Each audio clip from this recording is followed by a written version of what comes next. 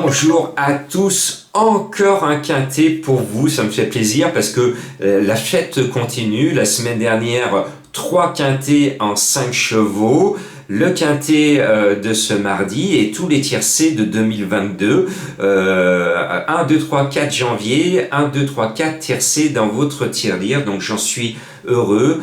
57% de réussite au tiercé depuis le 1er décembre, la forme est redevenue régulière et on va continuer depuis que j'ai touché la chouette qui porte bonheur sur l'église de Dijon. Je connaissais pas cette chouette, et bien depuis que je l'ai touchée, je n'arrête pas de trouver la bonne arrivée. Donc si vous êtes dans le coin de Dijon, allez autour de l'église en plein centre et touchez la chouette et ça va vous porter bonheur. Voilà, comme quoi il faut toujours avoir ces gris-gris, j'y crois, vous aussi, pour certains je sais que vous croyez au gris porte-bonheur, alors sortez vos fers à cheval, vos trèfles à 4 feuilles et tout ce qui peut vous permettre de vous rendre positif dans votre jeu.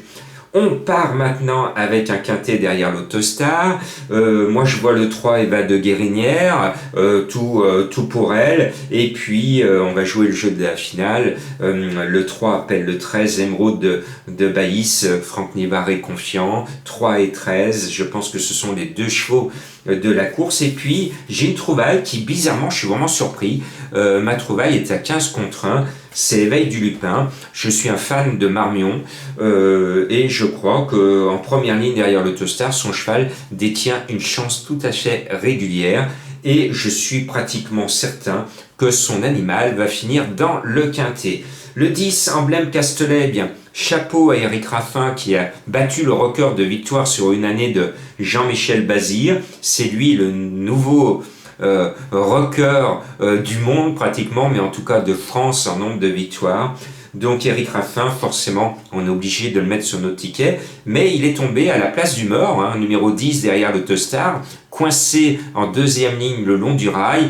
Cela va comporter beaucoup d'aléas, donc c'est un favori fragile dès le départ. Il va falloir qu'Éric Raffin se gratte la tête en disant il va falloir que je trouve un trou de souris pour passer quelque part. Voilà. Et puis le 11, Espoir du Noyer, va bien aller avec Éclat des Noix qui va être dans ma sélection dans quelques instants. C'est un bijon que j'aime bien, lui aussi, mal placé en deuxième ligne derrière l'Autostar, ce numéro 11, mais actuellement il est mignon tout plein, j'espère bien qu'il va me donner raison. Et puis, avec mon 6, c'est tout ou rien. Extrême des Bois, c'est un cheval qui peut mettre tout par terre en se montrant fautif. Et quand il est bien luné, eh bien, il est capable de gagner une telle course. Ce 6 Extrême des Bois.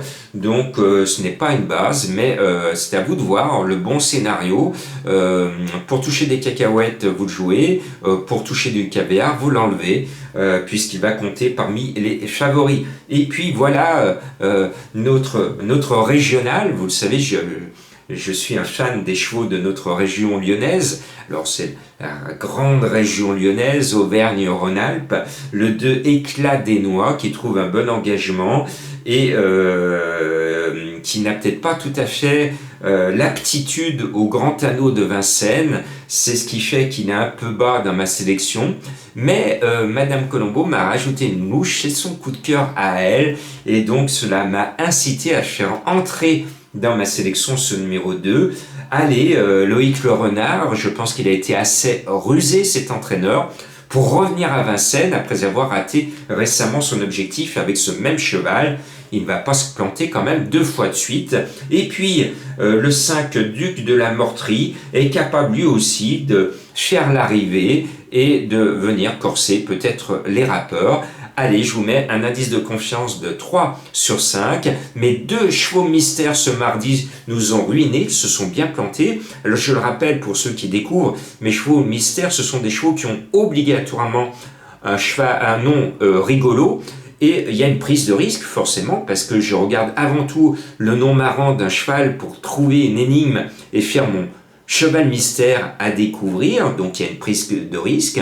J'ai une certaine réussite quand même dans l'ensemble, sauf ce mardi, et sauf avec ce nouveau cheval mystère qui nous a planté la semaine dernière, on lui a fait une déclaration d'amour, on lui a dit des mots doux, les plus beaux que l'on puisse dire à celle ou celui que l'on apprécie autour de nous et qui fait battre notre petit cœur, c'est ce que je dis très souvent à Madame Colombo. Eh bien, ce cheval qui porte le plus joli nom d'un cheval nous a planté la semaine dernière, mais il m'a promis, il m'a dit « Jean-Marc, je vais rembourser tes fans.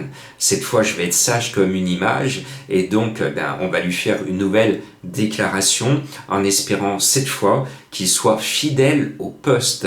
Merci encore, merci de tout mon cœur pour vos nombreux messages de bonne année. Bonne chance à vous, que tout se passe bien. On est encore en période de vœux alors que tout se passe très très bien en 2022. Que vous ayez du bonheur, de la santé et surtout de la réussite.